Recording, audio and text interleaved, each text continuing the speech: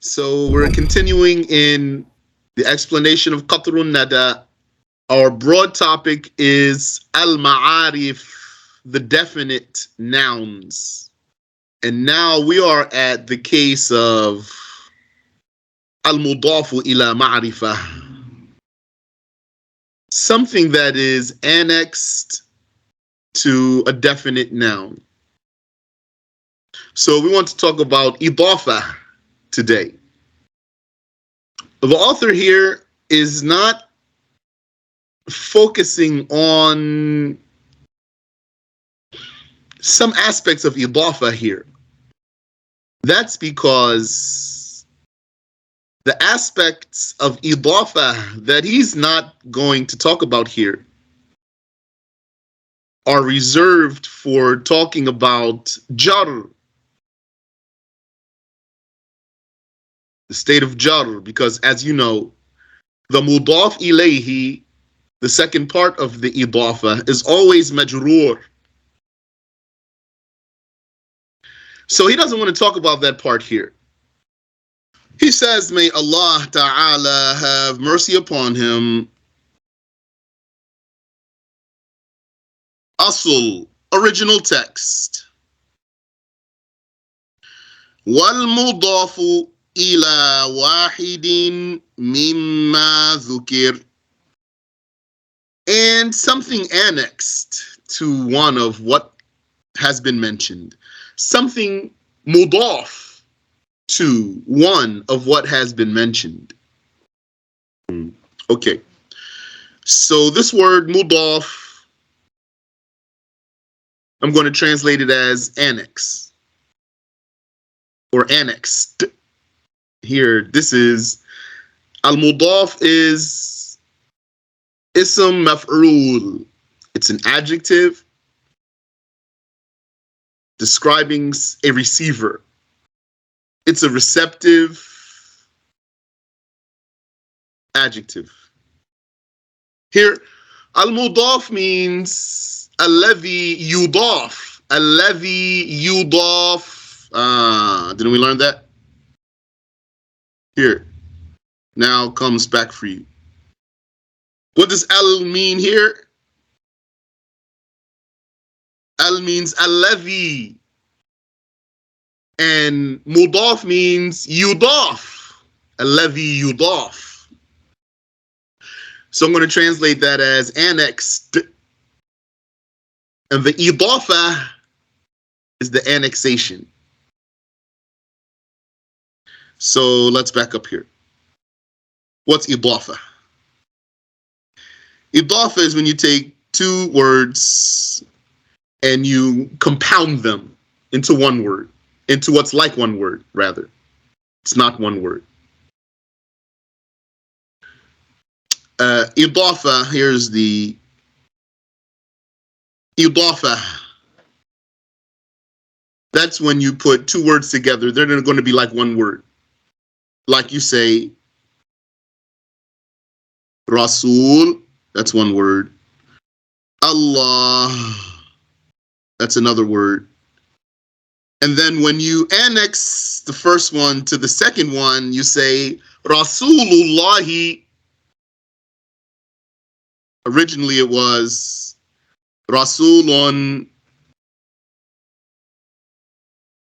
a messenger. Then when you annex the first one to the second one, you're going to get rid of this tanween. So you'd say Rasulullahi, and then the second word's always going to be in a state of jar. So that, both of those together, that's an idafa. Both of these together are idafa. Okay. So the first part is called, this part here is called al-mudaf. Al-mudaf. That's the annexed. Idafa is annexation. And this second word here, that's called al-mudafu ilayhi. Al-mudafu ilayhi. Al-mudafu ilayhi. What's annexed to it? So the mudaf is the annexed, and the mudaf ilayhi is what's annexed to it. So Arabic is very natural. The scholars, the explanation of it was very straightforward one. That annexed one and the one that's annexed to it, both of those together are called idafa. Okay. Now, I'll show you something here. You could even make a mudaf, that's the first part, a mudaf ilayhi at the same time. A mudaf could be a mudaf ilayhi also. You can say, like it came in a hadith, Rasulu Rasulillahi. Rasulu Rasulillahi, the messenger of Allah. That's what the Prophet sallallahu alaihi wasallam called Mu'adh ibn Jabal when he sent him to Al-Yemen. The messenger of Allah. And you can keep going like that.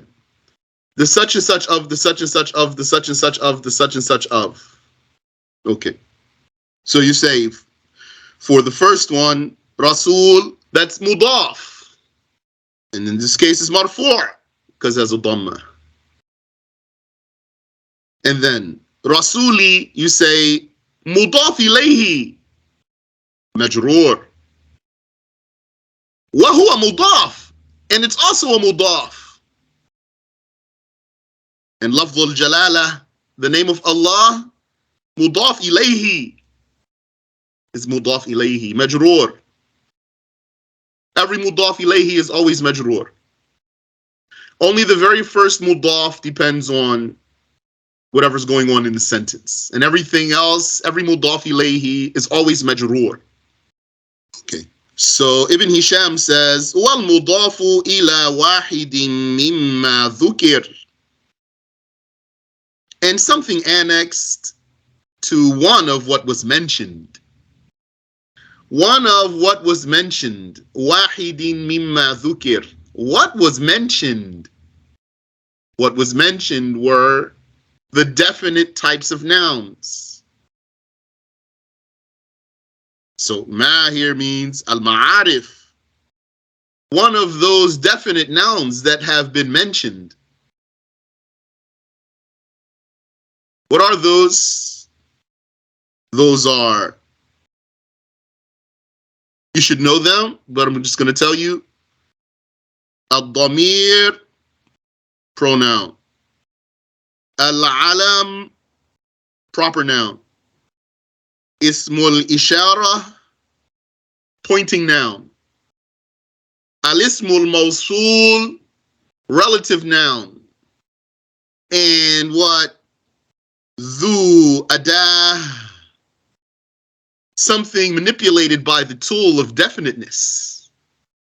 Something made definite by a tool of definiteness, which is the definite particle. How many is that? 1, 2, 3, 4, 5. How many types of ma'arif are there, definite nouns? 6 types. These are 5, so that means we're on the 6th one. This is the last one, like he's going to tell us. So something annexed to any one of these, something annexed to a pronoun or a definite noun or a pointing noun or a relative noun or a noun with a definite article. وَهُوَ بِحَسَبِ مَا يُضَافُ إِلَيْهِ. And it is in accordance with that to which it is annexed. Meaning, it has the rank of whatever it's annexed to. I just gave them to you in rank. This is their rank. First rank is pronoun. Second is proper noun. Third is pointing noun. Fourth is relative noun. Fifth is what has definite article. The meaning of the rank is that the higher the rank, the stronger the definiteness. Definite means specificity. So the sixth one is this one. Which rank does it have? It has the rank of whatever it's annexed to. We'll see, inshallah. إلا المضاف إلى الضمير, except for what is annexed to a pronoun.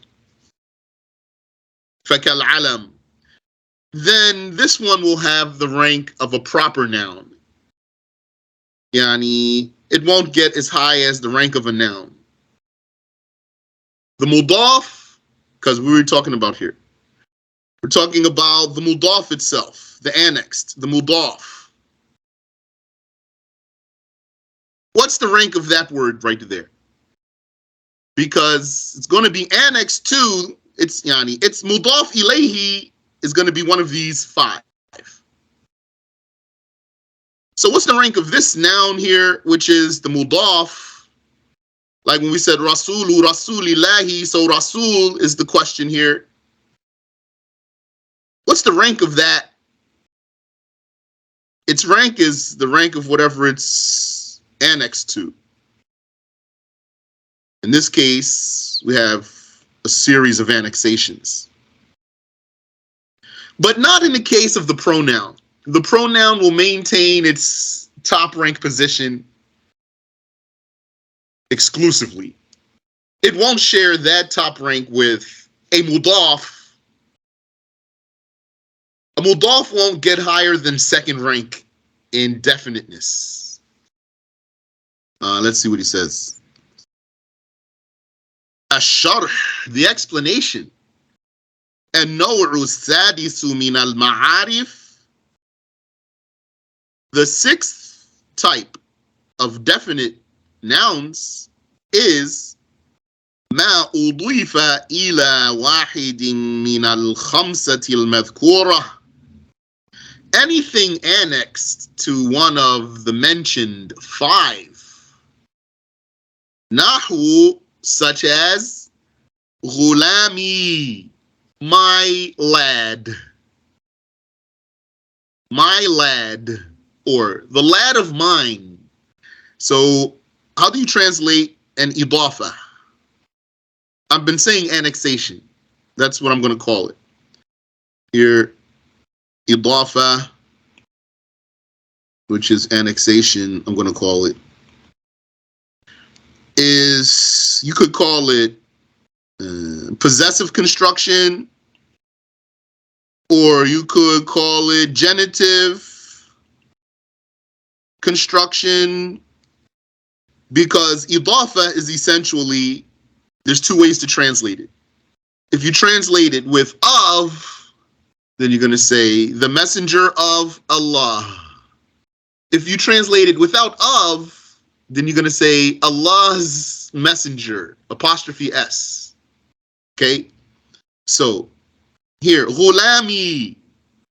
So I could translate this in two ways. I could say my lad, my youngin, my young bull.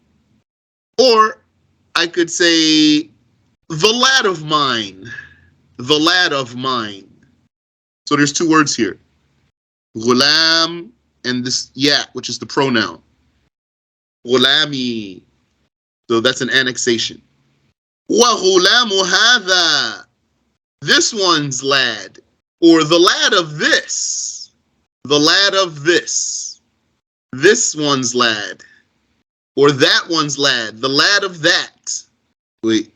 Nahwu غلامي وغلامي هذا نغلام وغلامي هذا وغلامي الذي في الدار, and The lad of who's in the house. The lad of who's in the house. Alladhi, that's the relative noun. Ism mawsul. The lad of who. The lad of who. It's not complete by itself. So we need to bring a connector to complete it. The lad of who's in the house. That's what we finished talking about. And ghulam al-qadi, the lad of the judge. It's like the judge's apprentice. The judge here being the point. The lad of the judge. That's the definite. The judge. Or the judge's lad.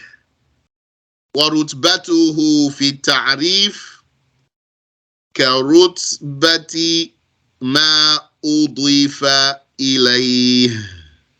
And its rank in definiteness is like the rank, karutbati is like the rank of ma udifa ilayh, what it is annexed to.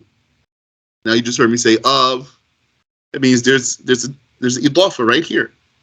Karutbati ma, like the rank of what it is annexed to. فالمضاف, then therefore, whatever is annexed ila al-alam, to a proper noun, fi rutbati al-alam, it has the rank of a proper noun. وَالْمُضَافُ إِلَى الْإِشَارَةِ, and whatever is annexed to a pointing noun, fi rutbati al-ishara, it has the rank of the pointing. وَكَذَا الْبَاقِي, etc. إِلَّا الْمُضَافَ إِلَى الْمُضْمَرِ, except what is annexed to a pronoun, mudmar. I did mention for you before, you can say al-mudmar or you could say al-damir. Those are the same thing. Pronoun. فَلَيْسَ فِي رُتْبَةِ الْمُضْمَرِ, that thing that's annexed to the pronoun is not going to have the rank of a pronoun. وَإِنَّمَا هُوَ فِي رُتْبَةِ الْعَلَمِ, merely it gets to the rank of a proper noun. وَالدَّلِيلُ عَلَى ذَلِكَ, and the proof for that, أَنَّكَ تَقُولُ, is that you say, مَرَرْتُ بِزَيْدٍ صَاحِبِكَ, مَرَرْتُ بِزَيْدٍ صَاحِبِكَ, صَاحِبِكَ, or if that's a female, صَاحِبِكِ, I passed by Zayd, your fellow. I passed by Zayd, your fellow, the fellow of yours. So that's annexed to a pronoun. فَتَصِفُ الْعَلَمَ بِالِاسْمِ الْمُضَافِ إِلَى الْمُضْمَرِ. So what you are doing here, when you say, I passed by Zayd, here, marartu, marra, that's the passing. Marartu, I passed Zayd, by Zayd. I passed by Zayd, marartu bi Zaydin, sahibik, your sahib, your fellow. I passed by Zayd, your fellow. So what you're doing here is you are describing Zayd, that's a proper noun, as sahibik, your fellow. In particular, sahib, that's the adjective. Sahib, now fellow might not be an adjective in English. I suspect fellow is a noun. But sahib is an adjective in Arabic by just its form, because that's fa'il. Fa'il, that's the pattern. That's adjective. It's just that the word sahib is so versatile in the translation. So I translated it not as an adjective, but it is an adjective in Arabic. So it's describing Zayd, and it's annexed to this pronoun here, ka. He says, فَتَصِفُ فتصف العلم بالاسم المضاف. You will describe this proper noun with the annexed word. You're using this annexed word to describe this noun. إلى المضمر. It's annexed to the pronoun. فلو كان في رتبة المضمر. So, had this sahib here been having the same level as the pronoun that it's annexed to, صاحبك, لكانت الصفة أعرف من الموصوف. Then what would that mean? That would mean that now the adjective, the descriptive word, is more definite than what it's describing. So if you understand what it means to be definite and be specific, then you should conceive that the description is not as definite as what's being described, because the description needs what's being described. It's a tabi'. The description is a follower. So, the description is an attribute, not a self, in other words. A description is an attribute as opposed to a self.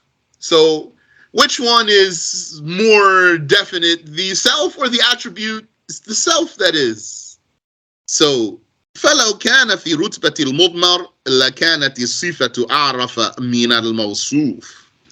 Had this صاحبك been, or had sahib here, just word sahib only, had sahib been at the level of a pronoun in rank, then it would have been more definite than Zaid, while it's describing Zaid. And the describing word, the word that describes the other word, is not ever more definite than the word it's describing.